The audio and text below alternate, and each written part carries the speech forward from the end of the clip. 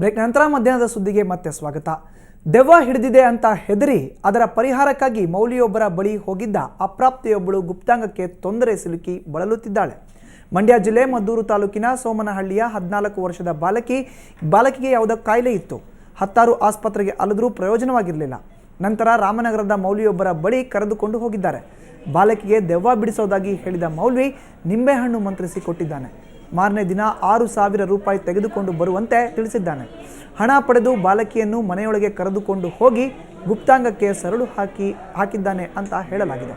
ಇದರಿಂದ ನೋವು ಅನುಭವಿಸಿದ ಬಾಲಕಿ ಚೀರಿಕೊಂಡು ಹೊರಕ್ಕೆ ಓಡಿ ಬಂದಿದ್ದಾಳೆ.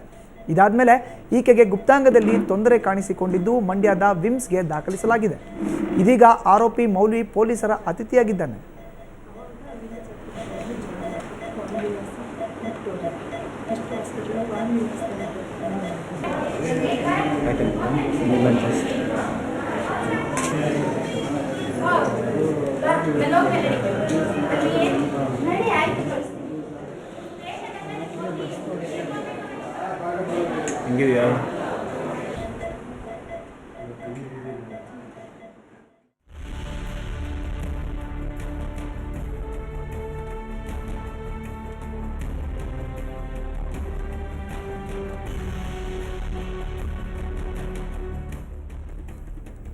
ಇನ್ನು ನೊಂದ ಬಾಲಕಿ ಮಾಧ್ಯಮಗಳ ಮುಂದೆ ಮಾತನ್ನ ಆಡಿದಾಳೆ. ಅವಳು ಏನು ಹೇಳಿದಾಳೆ ಬನ್ನಿ ಕೇಳ್ಕೊಂಬರೋಣ.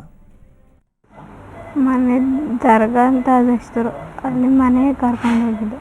ಫಸ್ಟು ಎಲ್ಲರೂ ನಮ್ಮ ಮನೆ ಜನವೆಲ್ಲ ಹೋಗಿದ್ದ. ಆವಾಗ ಮಂತ್ರಿಸಿ ಸ್ನಾನ ಮಾಡಿ ಕಳಿಸಿದ್ರು ಅಷ್ಟೇ. 2 ಸಲ ಮತ್ತೆ ನಮ್ಮ ಮಾವ ಕರ್ಕೊಂಡು ಹೋಗಿದ್ರು. ಆಮೇಲೆ ಔಷಧಿ ಅಂದ್ಬಿಟ್ಟು ಕಾಲನ್ನ ಜಾಸ್ತಿ ಆರಾಮ ಮಾಡಿಬಿಟ್ಟು ಜಾಸ್ತಿ ನೋವು ಬಂದ್ಬಿಟ್ಟು ಅದಾದ್ಮೇಲೆ ನಾನು ಬಡ್ಕೊಂಡು ಈಚೆಗೆ ಬಂದ್ಬಿಟ್ಟೆ. ಪೈಪ್ ಹಾಕ್ಬಿಟ್ಟು ಹಿಂಗೆ ಎತ್ಬಿಟ್ಟ. ಜಾಸ್ತಿ ನೋವು ಬಂದ್ಬಿಟ್ಟು ಬಡ್ಕೊಂಡು ಈಚೆಗೆ ಬಂದೆ. ನಮ್ಮ ಅಜ್ಜಿಗೆ ಹೇಳಿದೆ. ಅಜ್ಜಿ ನಮ್ಮ ಅತ್ತೆ ನಮ್ಮ ಮಾವಂಗೆ ಹೋದ್ರು. ಅದಕ್ಕೆ ಅವರು ಆ ಥರ ಎಲ್ಲ ಮಾಡಲ್ಲ, ಅವರೆಲ್ಲ ದೇವ್ರ ಸಮಾನ ಭಸ್ಮ ಆಗೋಯ್ತಾರೆ ಅಂತ ನಮಗೆ ಎದುರಿಸಿದ್ರು ಅವರು. ಅದಕ್ಕೆ ನಮ್ಮ ಅಜ್ಜಿ ಯಾರಿಗೂ ಏನು ಹೇಳಿಲ್ಲ.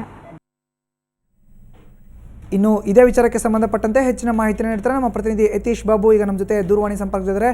ಯತೀಶ್, ಈಗಾಗಲೇ ನೊಂದ ಬಾಲಕಿ 14 ವರ್ಷದ ಅಪ್ರಾಪ್ತೆ ಮಾಧ್ಯಮದ ಮುಂದೆ ಮಾತನ್ನ ಕೂಡ ಆಡಿರೋದನ್ನ ಕೇಳಿದ್ದೀವಿ. ಜೊತೆಗೆ ಈ ಮೌಲ್ವಿ ಏನಿದ್ದ ಅವನ್ನ ಪೊಲೀಸರು ಕೂಡ ಬಂಧಿಸಿದ್ದಾರೆ. ಏನಿದೆ ಹೆಚ್ಚಿನ ಮಾಹಿತಿ ಇದ್ರ ಬಗ್ಗೆ? ಈಗ ಮಧುಸೂದನ್ ಅಂತ ಹೇಳಿದ್ರೆ ಈಗಾಗಲೇ ಮೌಲ್ಯನ ಸೈಯದ್ ಉಜೀರ್ ಅಂತ ಏನಿದ್ರೆ ಅವ್ರನ್ನಾಗ್ಲೇ ಬಂಧಿಸಿ ವಿಚಾರಣೆಯನ್ನು ಕೂಡ ಒಳಪಡಿಸಿದ್ದಾರೆ. ಅದ್ರ ಜೊತೆ ಈಗ ಹೆಚ್ಚಿನ ಮಾಹಿತಿ ಅಂತ ಹೇಳಿದ್ರೆ ಒಂದು ವಿವಿಧ ಸಂಘಟನೆಗಳ ಕಾರ್ಯಕರ್ತರು ಮತ್ತೆ ಮುಖಂಡರುಗಳಿಗೆ ಕೂಡ ಆ ಹುಡುಗಿಯ ಆರೋಗ್ಯನ ವಿಚಾರಿಸಲಿಕ್ಕೆ ಬರ್ತಾ ಇದ್ದಾರೆ. ಅದ್ರ ಜೊತೆಗೆ ಜಯ ಕರ್ನಾಟಕ ಆಗಿರ್ಬೋದು ಮತ್ತೆ ಹಿಂದೂ ಪರ ಸಂಘಟನೆಗಳ ಮುಖಂಡರುಗಳಾಗಿರ್ಬೋದು ಈಗಾಗಲೇ ಆಸ್ಪತ್ರೆ ಹತ್ರ ಜಮಾಯಿಸಿ ಒಂದು ರಾಜ್ಯ ಸರ್ಕಾರದ ವಿರುದ್ಧ ಪ್ರತಿಭಟನೆ ಮಾಡೋಕ್ಕೂ ಕೂಡ ಸಿದ್ಧತೆಯನ್ನ ಮಾಡಿದ್ದಾರೆ. ಆದ್ರೂ ಇದೆಲ್ಲದರ ಜೊತೆಗೆ ಈಗ ಹುಡುಗಿಯ ಸಂಬಂಧಿ ಇದ್ದಾರೆ ಅಂದ್ರೆ ಅವ್ರ ಚಿಕ್ಕಪ್ಪ ಇರ್ಬೋದು ಮತ್ತೆ ಅವರ ಸಂಬಂಧಿಕರು ಅವರು ಕೂಡ ಈಗ ಆಸ್ಪತ್ರೆ ಹತ್ರ ಬರ್ತಾ ಇದ್ದಾರೆ. ಬಂದು ಹುಡುಗಿ ಯಾವ ರೀತಿ ಇದ್ದಾರೆ ಮತ್ತೆ ಹುಡುಗಿಗೆ ಏನ್ ತೊಂದರೆ ಆಗಿದೆ ಅನ್ನೋ ವಿಚಾರಣೆ ಮಾಡ್ತಾರೆ. ಇಲ್ಲಿನ ವೈದ್ಯರು ಕೂಡ ಅಂದ್ರೆ ಮಿಮ್ಸ್ನ ವೈದ್ಯರು ಕೂಡ ಹಲವು ವಿಧದ ಚಿಕಿತ್ಸೆಯನ್ನ ಮಾಡ್ತಾ ಇದ್ದಾರೆ. ಅಂದ್ರೆ ಹುಡುಗಿಗೆ ಏನ್ ತೊಂದರೆ ಆಗಿದೆ ಮತ್ತೆ ಆ ತೊಂದರೆಗೆ ಯಾವ ರೀತಿ ಚಿಕಿತ್ಸೆಯನ್ನ ಕೊಡಬೇಕು ಮತ್ತೆ ಮುಂದೆ ಯಾವ ರೀತಿ ಕ್ರಮನ ಕೈಗೊಳ್ಬೇಕು ಅನ್ನೋ ಒಂದು ಮಾಹಿತಿಯನ್ನ ಕಲೆ ಹಾಕ್ತಿದ್ದಾರೆ. ಮತ್ತೆ ಇಲ್ಲಿ ಮಿಮ್ಸ್ನ ವೈದ್ಯಕೀಯ ಅಧೀಕ್ಷಕರಾದಂತಹ ಶಿವಕುಮಾರ್ ಅವರು ಕೂಡ ಆ ಹುಡುಗಿ ವಿಚಾರ ಒಂದು ಕೇರನ್ನ ತೆಗೆದುಕೊಂಡು ಒಂದು ಚಿಕಿತ್ಸೆಯನ್ನ ಮಾಡೋದ್ರ ಜೊತೆಗೆ ಒಂದು 3-4 ದಿನಗಳ ನಂತರ ಕೌನ್ಸಿಲಿಂಗ್ ಮಾಡೋಕ್ಕೂ ಕೂಡ ಸಿದ್ಧತೆಯನ್ನ ಮಾಡಿದ್ದಾರೆ.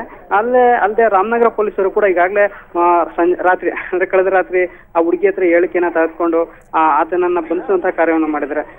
ಮತ್ತೆ ಮಾನವೀಯ ದೃಷ್ಟಿಯಿಂದಲೂ ಕೂಡ ವಿವಿಧ ಸಂಘಟನೆಗಳು ಕೂಡ ಇಲ್ಲಿ ಬಂದು ಭಾಗವಹಿಸಿದ್ದಾರೆ. ಮತ್ತೆ ಚೈಲ್ಡ್ ಹೆಲ್ಪ್ ಲೈನ್ ಕಾರ್ಯಕರ್ತರು ಕೂಡ ಈಗ ಹುಡುಗಿ ಹತ್ರ ಬಂದು ಹೆಚ್ಚಿನ ಮಾಹಿತಿಯನ್ನ ಕಲೆ ಹಾಕ್ತಾ ಇದ್ದಾರೆ. ಅಂದ್ರೆ ಯಾವ ರೀತಿ ಘಟನೆ ಆಯ್ತು ಮತ್ತೆ ಆ ಘಟನೆ ಆದ ನಂತರ ಆಕೆ ಯಾವ ರೀತಿ ನೋವನ್ನ ಅನುಭವಿಸಿದ್ಲು ಮತ್ತೆ ಇಲ್ಲಿ ಯಾವ ರೀತಿ ಕಾನೂನಿನ ಲೋಪ ಆಗಿದೆ ಈ ಎಲ್ಲಾ ಘಟನೆಗಳನ್ನ ಅವಲೋಕನ ಮಾಡ್ತಾ ಇದ್ದಾರೆ.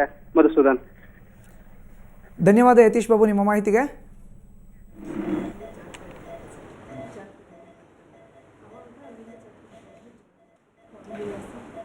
ಇನ್ನು ನೊಂದ ಅಪ್ರಾಪ್ತ ಬಾಲಕಿಗೆ ಚಿಕಿತ್ಸೆ ನೀಡ್ತಾರೋ ಅಂತ ವೈದ್ಯರು ಮಾತನಾಡಿದ್ದಾರೆ. ಅವ್ರು ಏನು ಮಾತನಾಡಿದ್ದಾರೆ ಬನ್ನಿ ಕೇಳ್ಕೊಂಬರೋಣ. ಮಾಡಿರೋದ್ರಿಂದ ಅದು ಟ್ಯೂಬರ್ಕ್ಯುಲೋಸಿಸ್ ಅಂತ ಬಂದಿದೆ. So bilateral psoas abscess with sclerosis of L4 vertebra, ಅಂದರೆ ಅದು ಸ್ವಲ್ಪ ಸ್ಕ್ಲಿರೋಸಿಸ್ ಆಗಿ ಫ್ರ್ಯಾಕ್ಚರ್ ಆಗಿರೋ ಚಾನ್ಸಸ್ ಇದೆ. ಹಾಗಾಗಿ ಅದಕ್ಕೆ ಈಗ ನಾವು ಆ್ಯಂಟಿ ಟ್ಯೂಬರ್ಕ್ಯುಲರ್ ಟ್ರೀಟ್ಮೆಂಟ್ನ ಶುರು ಮಾಡ್ತಾ ಇದ್ದೀವಿ. ಸೊ ಅದರದ್ದೇ ಆದ ಟೈಮ್ ತೊಗೊಳುತ್ತೆ. ಅದಕ್ಕೆ ಮೇ ಬಿ ಸ್ವಲ್ಪ ಇಂಪ್ರೂವ್ ಆಗಲಿಕ್ಕೆ ಒಂದು 6 ವೀಕ್ಸ್ ಟು 8 ವೀಕ್ಸ್ ಆಗ್ಬೋದು. ಅಲ್ಲಿಂದ